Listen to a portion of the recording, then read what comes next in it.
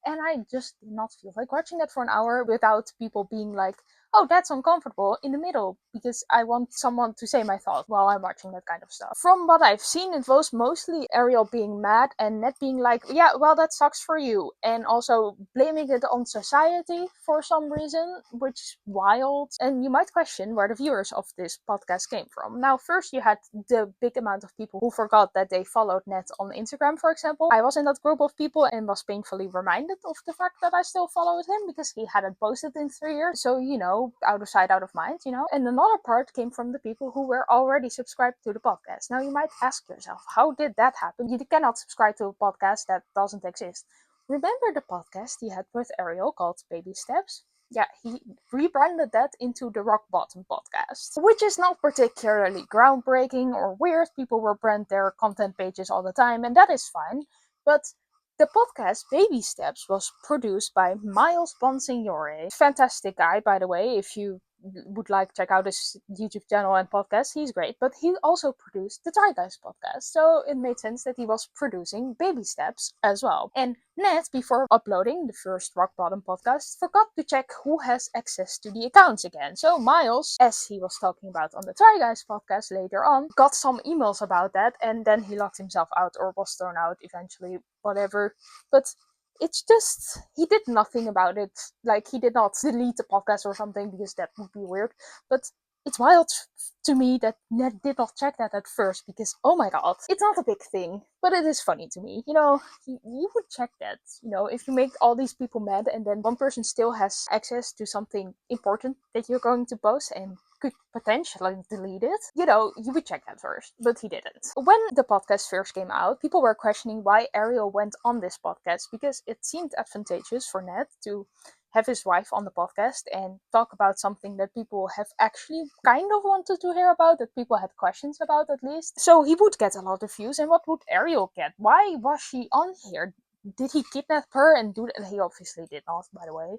That's just me making a joke and not sounding like a joke. But anyways, he did not kidnap her, but why on earth would she do this? Because it meant that Ned could monetize everything at first. Well, we will get to that. And people got mad at Ned for doing this because it seemed so very uncomfortable for Ariel, and she has said that she wanted to walk out of the conversation a few times in the podcast. Ned made a sort of explanation video about this. Here are some clips because it's very embarrassing, I think. He wanted to tell the story from his perspective as well. He made an entire podcast for Ariel, and now he needs to share his perspective on the entire thing because we don't know enough about it. He cheated, and he has a side of the story in here. Hello. I've heard a lot of the commentary and reactions to my podcast episode with Ariel, and I wanted to take this video to address some of them. That episode with Ariel was mostly about her story, and now in this video, I'll tell a little bit more of mine.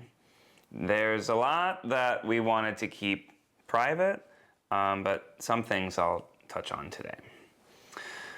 First, I know that it was a very painful and uncomfortable conversation to watch. I know for some of you, it reopened things. For us, it felt like a necessary step to be able to move forward.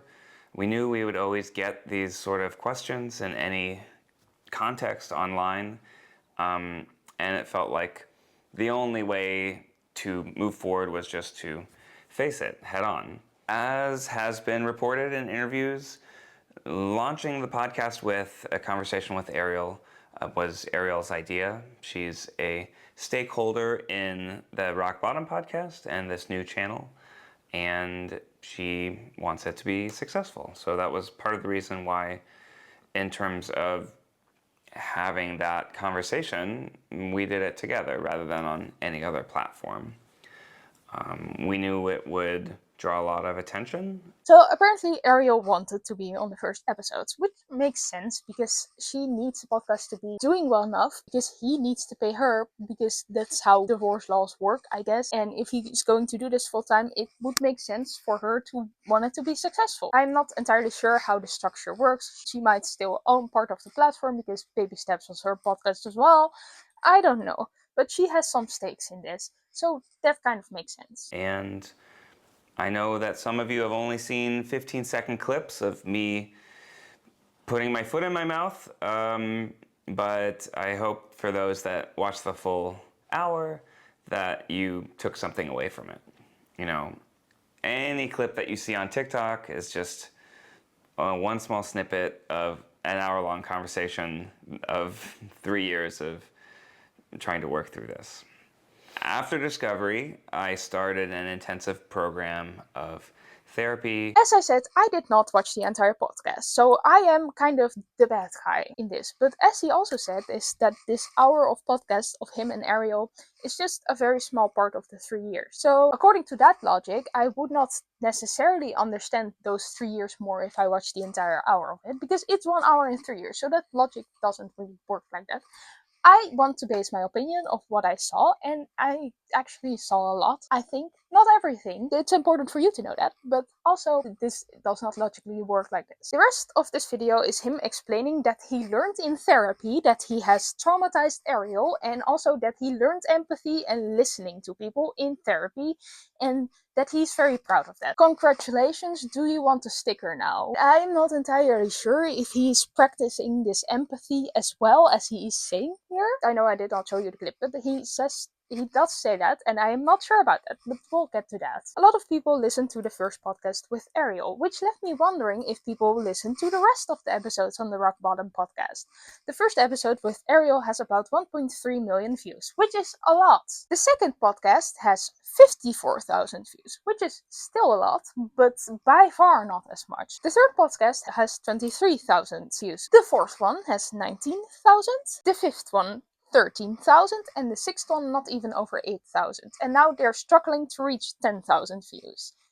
It's a wild difference. Over a million and then not even 10,000, which is still a lot because I know my videos don't get 10,000 views, but that's okay because my video is going like and his is like that's bad in forms of graphs. I don't know why I made the sounds, but you understand what I mean. And I am not Ned Fulmer Try Guy, so I don't expect my videos to get that many views. That's fine. So I would say that this rock bottom podcast thing is not even at the rock bottom yet, but it's not doing particularly well. And I think that this podcast fits into Ned wanting power as well. I think that a lot of people deserve a second chance in life, maybe even everyone, and listening to how people use this second chance to maybe improve the world or their communities a little bit might be very inspiring. But Ned Fulmer, cheating try guy, is hosting this, which doesn't work very motivating to me to listen to, you know? I personally think this doesn't send the right message when it's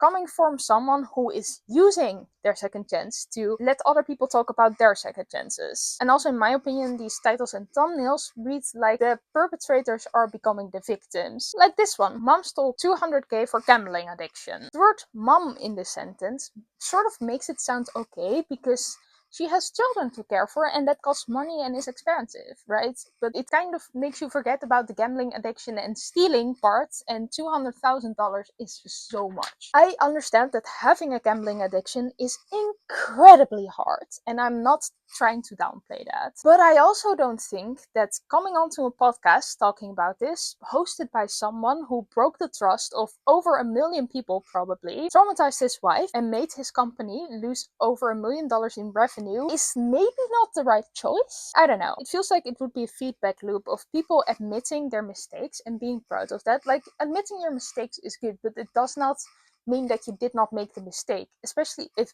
the mistake is a crime. Like, that still happens. Kind of gives me the ick, and maybe it's not that bad because I haven't listened to them, as I said, but these are also kind of the reasons that I don't want to listen to them, if that makes sense. I think this podcast shows that Ned is looking for some kind of power. Attention, which comes with being internet famous, comes with a certain kind of power.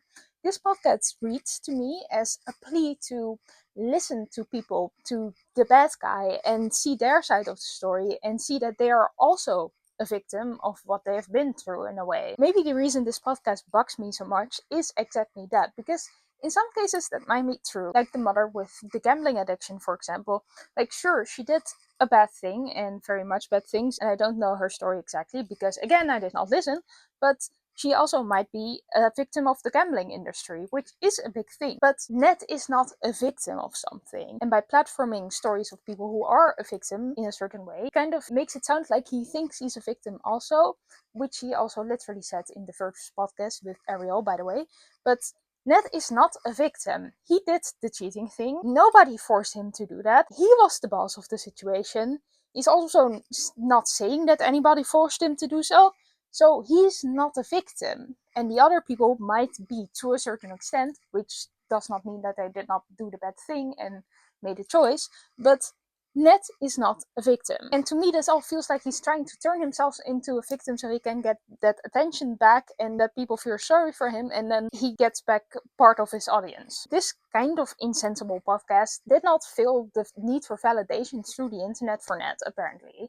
He also has a YouTube channel now. In the videos of his new YouTube channel, he tries things like wrestling or turning himself into a clown. Sounds familiar? Not those specific things, but the trying things bit. And it gets worse. In this video, he tried to make a croquembouche and made a chef taste it. A year ago, Without a Recipe episode launched where the Try Guys tried making croquembouche. And Without a Recipe always gets judged by professional chefs. So he's kind of remaking the Try Guys videos in his own way, or at least the concept behind these videos. Now, it's pretty common for YouTubers to be inspired by each other and to make similar videos as each other, and there's nothing essentially wrong with that. But being this inspired by the ideas of the company that you worked at and founded is a little bit very sad. It's like he doesn't have the creativity to make his own thing. I don't think he's trying to steal the audience of the Try Guys, because you only need one brain cell to understand that YouTube doesn't work like that. I just feel like it's very sad and a little bit very desperate.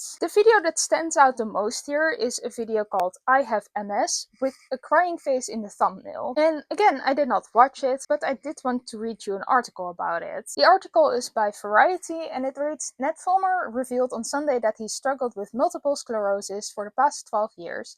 The internet personality and former member of the Try Guys broke the news in a video posted on YouTube on November 23rd of last year, of 2025, titled I Have MS. Fulmer explained that in 2013, so that's the year that he started working at BuzzFeed, by the way, after experiencing numbness in his hands, arms and back over several days, he went to the hospital for an MRI. The results revealed lesions in his brain.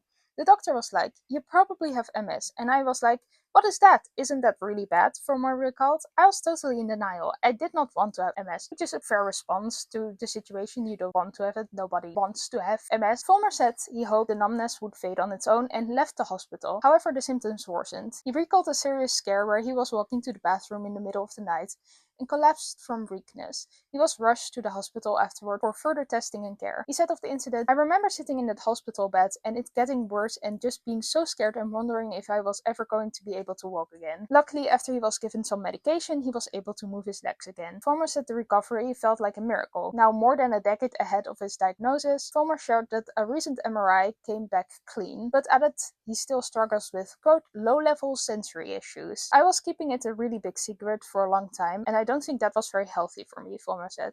I'm trying to be more open with it, just in a conversation, and I'm grateful to be in remission, and I'm very happy to be making this video. First of all, I think that this experience must have been really scary, and I don't want to take anything away from that. I want to add that I have read in another article that this video was intended as a fundraiser for MS, and he put thousands of his own money towards a fund for research for MS, so that's at least a good thing. Second of all, yes, I do have a problem with this, not with that he has MS or went through this, which again must have been genuinely horrible, but with the timing of this.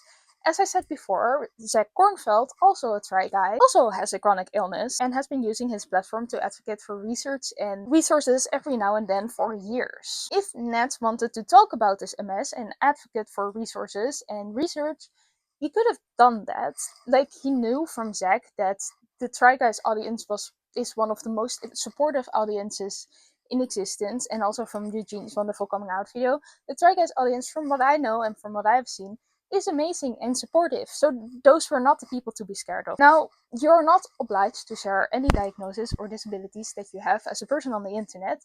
That's totally your choice. If you're disabled, you don't necessarily need to be an advocate, and that is totally fine. There's zero problems with that, and whether Ned shared this or not is not the problem. The problem is when he shared this. He decided to share this now when he's trying to go on the internet again, when he's already in remission. With a crying face in the thumbnail and a title that sounds like he just received the diagnosis and feels like it is a death sentence, which it is not. In most cases, I looked it up. MS research has gotten really far and people can be treated really well. However, it comes with a lot of other complications that can be indeed fatal. But this title and thumbnail sounds like he just received the worst news of his life.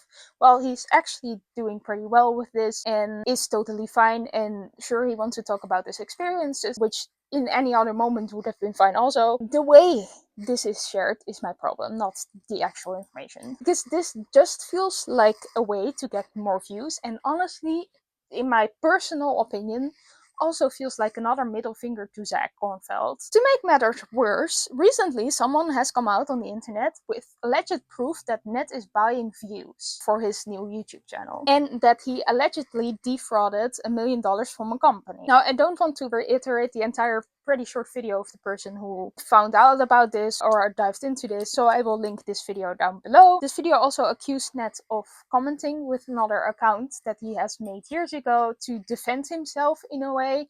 You can watch that in the video. But this happened about a month ago and is the start of what people call Ned's crash out. That is still going on right now. And another part of this is Ned harassing and threatening the person who posted the first video, who is a minor, and Ned supposedly knows that, or with this reaction to people doxing his dating profile on a website that is not a normal dating website, like no shame here or whatever, but you know, it's a weird reaction to have. Like, okay, you find me, now I don't have to pay for it anymore. I don't know why, I don't want to know why, I don't care, but and then asking people to rate his profile or whatever, that's kind of weird. People have seen him walking around crying, or he filmed himself walking around crying, I don't remember exactly, but it doesn't sound like it's going great with him and his internet career and getting attention for the right reasons that he wants to get attention for. So maybe, but we are still at the very beginning of this, maybe he's now trying to get attention in a not so nice way or whatever.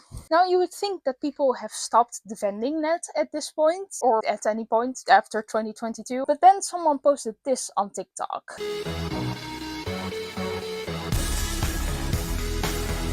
Now, this video was taken before it came out, and it was taken about 6 months before the Try Guys allegedly knew that Ned was cheating, and this person is accusing the Try Guys of already knowing that Ned was cheating. This guy made another video explaining that he forgot about the video, that it popped up on his Snapchat memories, that he wasn't on TikTok before, which totally fair. He also says that he does not want to defend Ned. He thinks that cheating is bad, so he's not actually defending Ned. I'm sorry that I phrased it like that. People are not defending Ned. But the Try Guys were all there in Nashville, that's true, and they saw this happening. And this person that Ned is dancing with is not Ariel, his ex-wife. This got to the point that Keith from the Try Guys responded with this video. Hey everybody, it's me, Keith. I try not to get involved in the semi-annual internet drama that a former colleague of ours tends to generate on the internet. However, there's a video circulating right now that I think I can give some good context to and help assuage some concerns people might have. So this video was taken in March or April of 2022. We were just wrapping our first episode of our Food Network TV show in Nashville. So when I moved to LA, my goal was to make a TV show, right? So we did that. We had just actually, after 2 years of pitching and ideating and getting the funds, etc., we were making a TV show. And we wrapped our first episode. We were in Nashville on a weekend. We're like, we gotta go celebrate. We did it. We freaking worked so hard for this. All of us were also friends at this time. This is 6 months before the thing went down that I guess changes how we all might look at a video like that. So I totally get it. But this is a video of Ned and our producer Rachel, who's been with us since 2018, dancing as friends, hugging and celebrating and being proud of ourselves for making a TV show. You can see me in the background of that video, also just having fun. I'm at a bar celebrating, but a lot of people seem to think that we knew this was happening before it was. We didn't.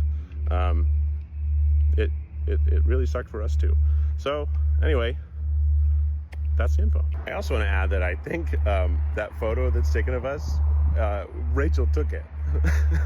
So Rachel is not the person that Ned cheated with. You can see how done Keith is with this entire situation which I feel bad for them. It feels like Ned still has some certain kind of power over them in a way, because he just keeps going, and people are always trying to reiterate this back to the Trigas themselves, even though they just want to move on, I feel like, or they have said that. They don't address the situation a lot, which is very fair, because why would you? They actually want like the positive attention, and I feel very nice about that. But it also shows that Ned still has some power over the internet, and I'm not helping that by making this video, I know that, but I just wanted to talk about it once. As I said before, being a popular figure on the internet comes with a certain amount of power. Like, the word influencer actually means something. It does not exist for no reason. It means that you have influence over people, and you don't have like the world power, maybe, I don't know, but you do have influence. And Ned has tasted that power. He had a seemingly perfect life with a perfect relationship. He was part of the Try Guys who were doing very well. He had a certain power of being internet famous and all that kind of stuff. The power of being a seemingly perfect husband. And then he didn't anymore. He had no perfect life anymore. He had no wife anymore. He had no job anymore.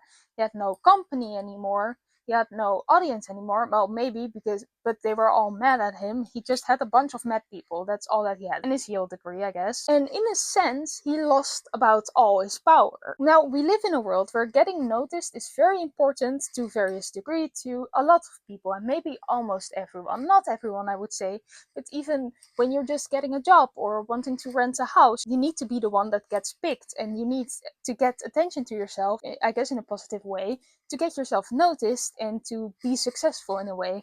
And especially in the entertainment industry, we see all the people who succeeded to a certain extent, but we don't see the people who did not succeed.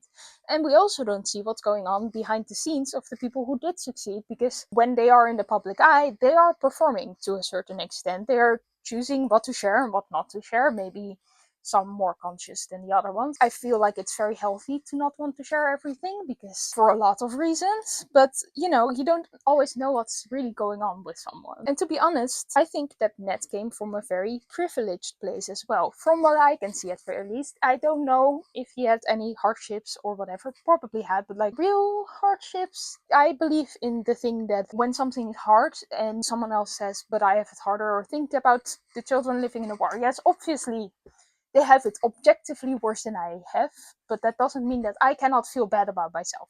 So I do believe in that, but like, Ned is a white man. He has a degree from one of the most prestigious universities in the world.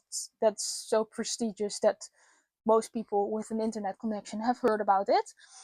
Like, I know that Yale's color is blue, for example, and I did not look that up. I know that because I watched the Gilmore Girls. But anyways, he has a degree from a very prestigious, hard to get into, expensive university. And as I said, I cannot judge how easy or hard his life has been, especially before he had MS, because obviously that is a very hard thing. But I think that we can agree that he has at least some level of privilege before this all went down, and also right now, by the way, because he's still a white man in this world. And privilege is privilege. Like, I also, even though I am queer and disabled to a certain extent, because also that's on a scale, whatever. I have also privilege because I'm white and I live in a country with, compared to other countries, pretty good care system and whatever. That is privilege. I have a roof above my head. That is privilege. And Ned is also very privileged. Maybe more than I am, maybe not. I don't know. But privilege is power in this world. There's this book, I believe it's a Dutch book. I want to talk about this for a second.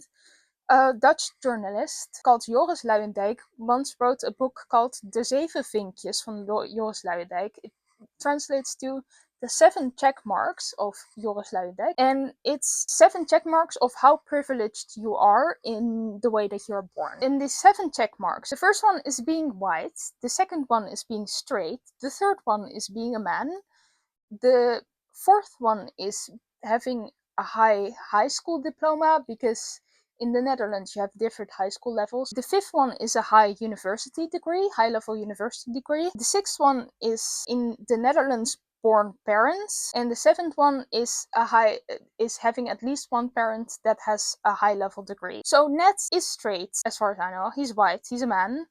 He has, I feel like, the high school diploma with getting into Yale counts. He has a high university degree. I don't remember about his parents. Probably heard about it sometime on a podcast or whatever. I don't remember. but they were born in America. I think that born in the Netherlands and born in America, disregard the geopolitical situation right now for a second, sort of counts. So he is fairly privileged, according to this guy. Ned is privileged, and privilege is power, and power gets you places, and privilege also gets you places, and there's that. So from where I'm standing, I feel like Ned is trying to get his power that he got from getting attention from the internet and high level media people. It's trying to get that attention and also that power back to him. And it's just not looking like it's going very well, which I actually like, because there are too many power hungry people who actually have power in this world, and that's not going well. So we don't need another one. And yes, that includes internet people who are power hungry with their internet shenanigans, and then get that and then do bad things, or more bad things, I guess. So summary, Ned's not doing so great, and also we need to watch out for these kinds of people.